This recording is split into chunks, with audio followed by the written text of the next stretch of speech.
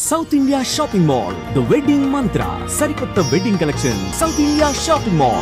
నకిలీ బ్యాంకులు, నకిలీ ఆఫీసులు, నకిలీ ఆసుపత్రులు ఇదంతా పాత లెక్క. ఇప్పుడు ట్రెండ్ మారింది. ఏకంగా ఫేక్ పోలీస్ స్టేషనే పెట్టేశారు. అది కూడా 1-2 రోజులు కాదు, ఏకంగా ఏడాది పాటు సాగింది. ఆఫీసర్ గా చలామణి అవుతూనే ప్రజలను మోసం చేస్తూ వస్తున్నాడు. నెలలు గడుస్తున్నా దీన్ని ఏ ఒక్క అధికారి గుర్తించకపోవడం గమనార్హం. ఇక్కడ మరి ఈ దారుణం ఎలా వెలుగులోకి వచ్చింది? ఇది ఎక్కడో ఇప్పుడు తెలుసుకుందాం.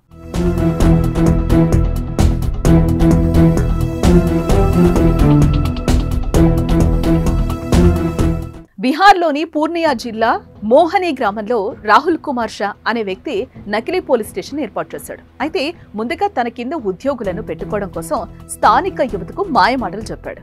గ్రామీణ రక్షాదళ్ రిక్రూట్మెంట్ పేరుతో కానిస్టేబుల్, చౌకీదార్ల అక్రమ నియామకాలను చేపట్టాడు. తన వద్దకు ఉద్యోగాల కోసం వచ్చే వారి వద్ద నుంచి 2,500 రూపాయల నుంచి 5,000 రూపాయల వరకు వసూలు చేశాడు. ఆపై వారిని ఉద్యోగాల్లోకి తీసుకుంటున్నట్లుగా చెప్పాడు. వారందరినీ నమ్మించేందుకు వారికి పోలీస్ యూనిఫామ్లు, లాఠీలు, నకిలీ గుర్తింపు కార్డులు ఇచ్చాడు. అదే కాకుండా ఏకంగా పెట్రోలింగ్, మద్యం అక్రమ రవాణాపై దాడులు చేయించేవాడు. ముందుగా ఉద్యోగులు పలు వాహనాలను సీజ్ చేసి పోలీస్ స్టేషన్ కు తీసుకురాగా ఆఫీసర్ గా రాహుల్ కుమార్ అక్రమ రవాణాదారులతో డీల్ చేసేవాడు. వాహనాలను తిరిగి తీసుకెళ్లాలంటే లంచంగా డబ్బులు ఇవ్వాలని డిమాండ్ చేసేవాడు. దీంతో అక్రమ రవాణాదారులు సైతం వారికి పెద్ద ఎత్తున లంచాలిచ్చి మరీ వాటిని తీసుకెళ్లేవారు. ఇలాగే రాహుల్ కుమార్ తన వద్ద ఉన్న సిబ్బందితో పనులు చేయించుకునేవాడు. ఇలా ఇప్పటికే లక్షల్లో డబ్బును గుంజాడు. అయితే నెలంతా కష్టపడగా వచ్చిన డబ్బును తాను తీసుకోవడంతో పాటు ఉద్యోగులకు జీతాలుగా ఇచ్చేవాడు.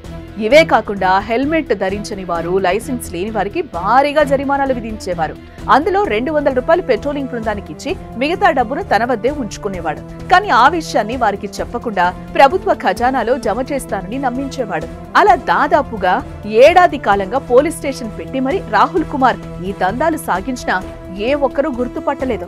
కానీ ఇటీవలే వీరి గుట్టు బయటపడగా రాహుల్ తప్పించుకున్నాడు. దీంతో పోలీసులు అతన్ని పట్టుకునేందుకు తీవ్రంగా గాలిస్తున్నారు.